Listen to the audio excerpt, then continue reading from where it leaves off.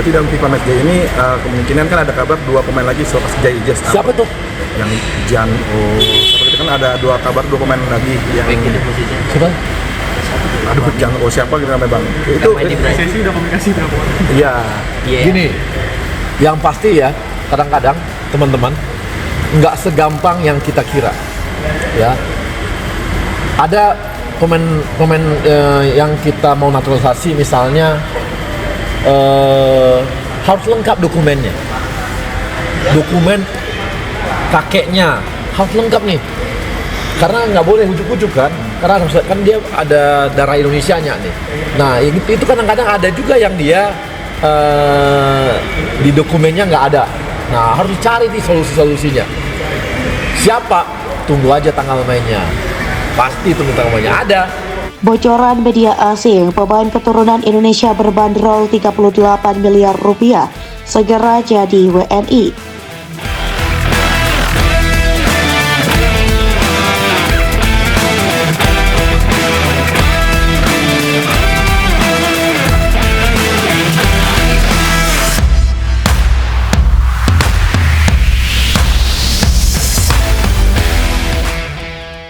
Saya juga nggak mau diskriminasi antara pemain kita dan pemain naturalisasi, sama-sama pemain Indonesia kok. Kalau hatinya mengarah ke itu. Nah dari kemarin 6 kan tersisa 2. Nah di dalam list ini masuk lagi ada 2 kalau tidak salah. Ya ada 2. Nah yang saya dengar pun ada beberapa yang mau juga trial lagi. Nah kompleksitas ini juga jangan terjebak kita seakan-akan jadi rumit. Enggak, justru kalau saya terbalik, makin banyak talent pool yang terekam oleh kita menjadi opsi yang banyak. Nah ini yang saya lihat kenapa kesempatan itu harus diberikan. Ya, dan kalau masalah individu yang lain saya nggak bisa komen. Kalau memang hatinya merah putih ya datang ke sini kan. Urusan naturalisasi, administrasi yang lain itu bisa kita urus. Asal memang hatinya mau di sini. Ya. Itu di paripurna juga di komisi 10 sama komisi 3, komisi 3. Habis itu baru masuk ke paripurna DPR. Maka harus lihat lagi jadwal paripurna DPR kapan. Jadi itu akan kita sesuaikan. Setelah itu baru masuk ke presiden. Presiden keluarlah keputusan presiden, Kepresnya, baru dia diambil hukum. Apa namanya? Ada sumpahnya. Diambil sumpahnya, baru proses. Dari sumpah kita pastikan lagi perpindahan federasi. Jadi prosesnya selalu begitu dan mereka harus hadir fisik itu. Ada minimal biasanya kalau kami sih ngerjakannya biasanya cukup 2 kali hadir fisik udah bisa. Dan itu biasanya dicari pada saat FIFA Matchday. Lalu tadi di dalam exco pun kita bicara mengenai naturalisasi pemain, ya. Dimana kan suratnya ini kita sudah kirim dan Bapak Presiden sudah membuat surat tembusan ke DPR. Itu mulai didorong oleh DPR untuk naturalisasi pemain, ya, terutama yang untuk U20. Seperti apa prosesnya ya kita ikutin karena memang kan namanya itu ada proses. Jelang pertandingan melawan timnas Indonesia, Cina dibuat gelisah dengan rumor perekrutan pemain naturalisasi oleh PSSI. Sejumlah media di Cina gencar melaporkan bahwa PSSI akan melakukan naturalisasi kepada 3 pemain sekaligus jelang pertandingan babak kualifikasi Piala Dunia 2026. Nama pertama yang ramai dibicarakan oleh publik dan media Cina ialah Pascal Schlick. Selain itu, media Cina Sina Sport menyebut PSSI juga berencana melakukan naturalisasi pemain Stoke City, Billion Banhoff. Selain Pascal Schlick dan Billion Banhoff, ada 1 pemain dari Liga Inggris lainnya. Disebut media Cina akan membela timnas Indonesia. Ia adalah Jensen Seal. Lantas siapa Jensen Seal? Benarkah ia punya keturunan Indonesia dan seperti apa rekam jejaknya? Melansir dari laporan media Cina Sina Sport, PSSI mengincar pemain naturalisasi dari Inggris Billion Banhoff dan Jensen Seal. Seal ialah bek tengah dengan tinggi 192 cm dan merupakan prospek yang menjanjikan bagi Sunderland, ulas media Cina tersebut.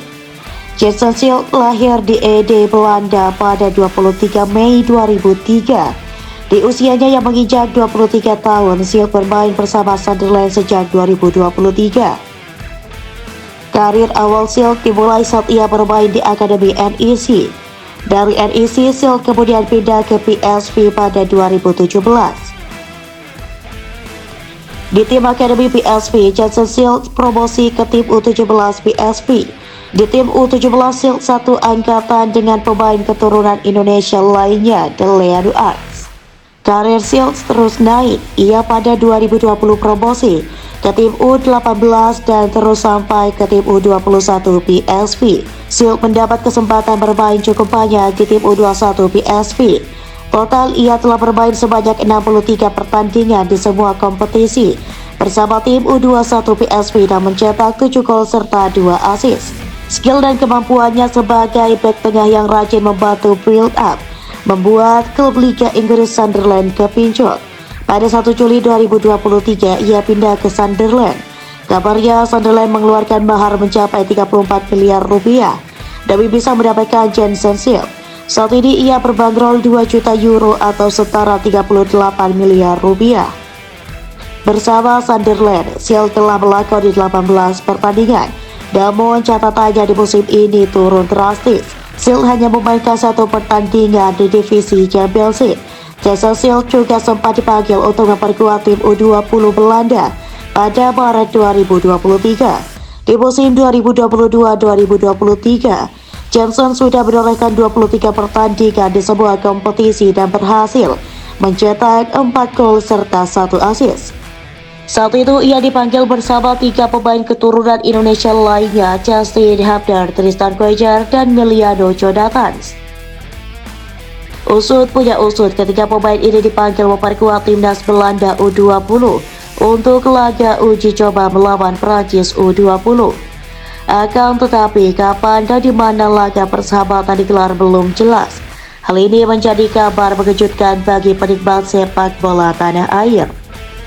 Selain Justin Hapner, Jensen Silk menjadi nama yang sempat digadang-gadang bakal dinaturalisasi PSSI karena memiliki keturunan Indonesia. Darah Indonesia, Silk didapat dari sang kakek yang berasal dari Ambon, Maluku.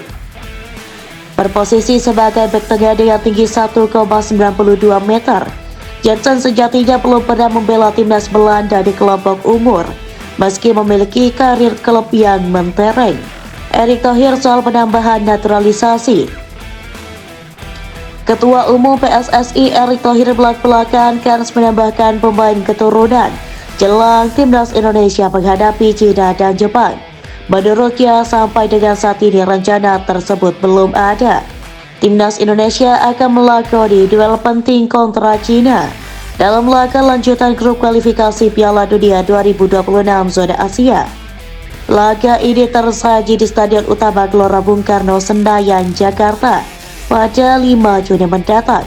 Timnas Indonesia wajib menang di laga ini buat menjaga kans bisa tampil di Piala Dunia 2026. Baik itu lolos langsung atau melanjutkan melalui kualifikasi ronde keempat. Laga melawan Jepang 5 berikutnya sama pentingnya. Oleh sebab itu, penambahan pemain keturunan dirasa bisa meningkatkan kemampuan bermain anak asuh Patrick Kluivert. Akan tetapi, Erick Thohir memastikan belum ada rencana penambahan pemain keturunan untuk laga kontra China dan Jepang. PSSI minta fokus pada pemain-pemain yang sudah ada terlebih dahulu. Belum ada rencana, kata Erick Thohir kepada awak media. Kita fokus pemain naturalisasi yang sudah ada saat ini. Kita fokus ke bulan Juni dengan pemain yang sudah ada, sambung lelaki yang juga Menteri BUMN tersebut. PSSI kepemimpinan Erick Thohir memang sudah banyak merekrut pemain naturalisasi buat dongkrak prestasi timnas Indonesia. Mulai dari Kelvin Verdong yang debut versus Filipina, lalu Martin Paes, Michel Gers, Eliano Reinders, Kevin Dix, dan Ole Romeni. Yang terbaru diresmikan pada Maret lalu adalah Dian James, Joy Pelupesi, dan Emil Audero. Nama terakhir adalah penjaga gawang yang masih belum mencatatkan menit tampil di timnas Indonesia. Erick Thohir meminta timnas Indonesia benar-benar mempersiapkan diri sebaik mungkin untuk hadapi China dan Jepang. Persiapan harus maksimal karena nasib skuad Garuda akan ditentukan di laga kali ini. Persiapannya untuk Juni mendatang kita perlu mempersiapkannya dengan sangat matang karena ini 2 laga terakhir, sambung eks-Presiden Inter Milan itu.